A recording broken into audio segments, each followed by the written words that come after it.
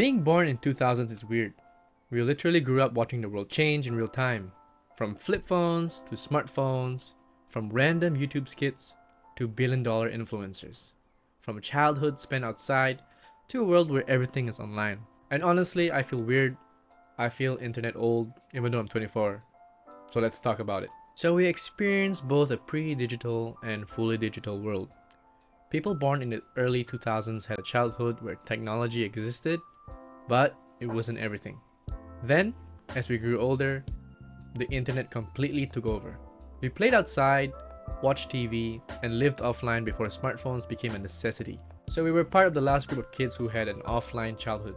We rode bikes, played outside, watched cartoons on TV, but by the time we were teenagers, social media had already taken over. Say for example, a day in the 2008, compared to a day in 2025.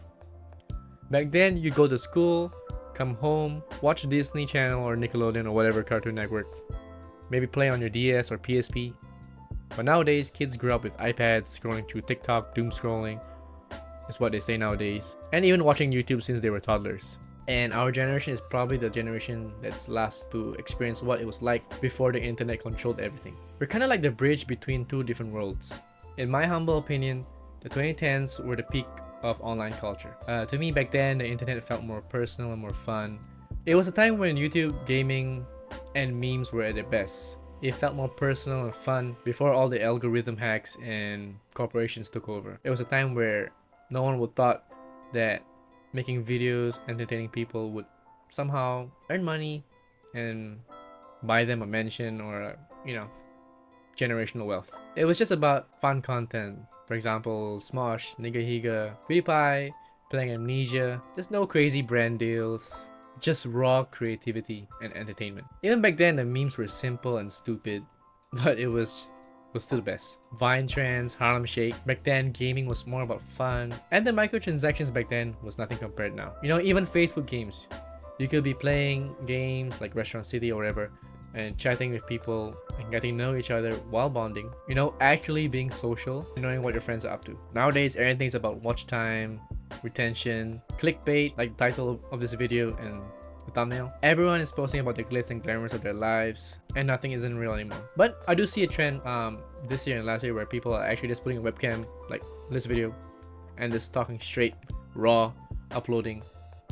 And most of them are just, I would say, value-added videos, especially for men's health or men's mental health, personal development, self-productivity, self-production.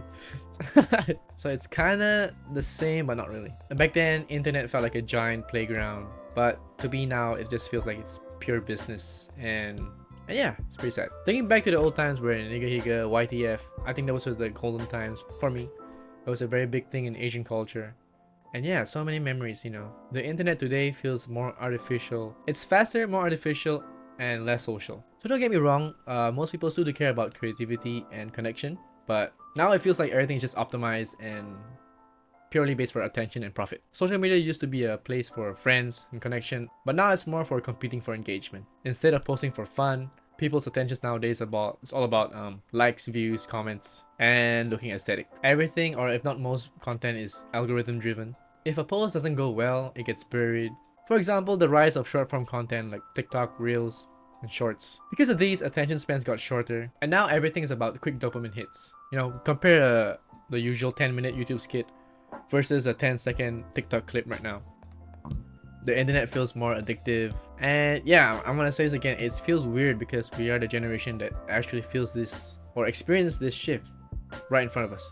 But growing up in this era does shape us in a unique way. We had to adapt to a rapidly changing world, balancing nostalgia with the present, so we can appreciate both the past and the future. We do understand what life was like before social media, but we also benefit from modern tech. Like for example, right now, YouTube is doing its best, or any social media platform is doing its best to push out small content creators, like a video like this, and a channel like this with 131 subscribers. A couple of my videos are getting 600 views. It's pretty nice. Pretty cool. Yeah, but it's kind of scary how the algorithm works. We still do crave old school internet. Like for example, my friend still does play MapleStory on a private server. Pre-Big Bang, there are shops online that still sells Game Boy devices, PSP. People online are still using emulators to play old old games that you can only play on PS1 or PS2 or even Xbox, but you're playing on a PC instead, just for the game. You know, like Spider-Man. What do you call that? What's the Spider-Man game?